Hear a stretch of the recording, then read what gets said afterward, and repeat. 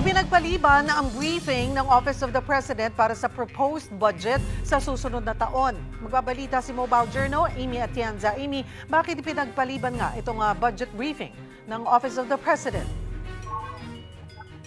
Cheryl, sa ngayon ay wala pang impormasyon kung bakit ipinagpaliban ang supposed budget deliberations ng Office of the President para sa kanilang budget sa 2027.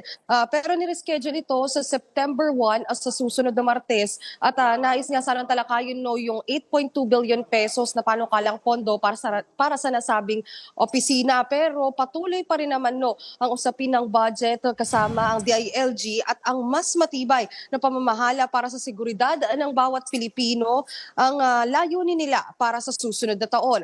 Sa budget deliberations ng ahensya, aabot ng 332.5 billion pesos ang hinihingi nila para sa 2027.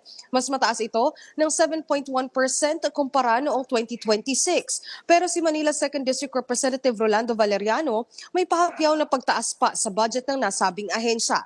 Ani Valeriano, mas taasan ang pondong ilalaan para sa DILG, lalo na para pondohan ang mga programa sa ilalim ng Bureau of Fire Protection at Bureau of Jail Management and Penology. Sa ilalim ng 2027 NEP, 39 billion pesos ang ibibigay para sa BFP, habang nasa 34.4 billion pesos naman sa BJMP.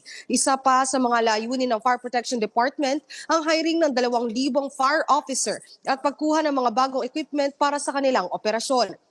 Sa kabilang banda, nais namang paigtingin ng BJMP ang jail management at monitoring sa iba't ibang kulungan sa bansa.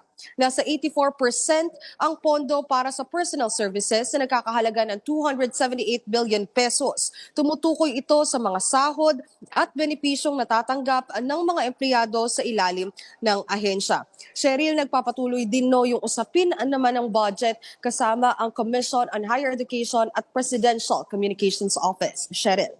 Maraming salamat, Mobile Journal, Amy Atienza.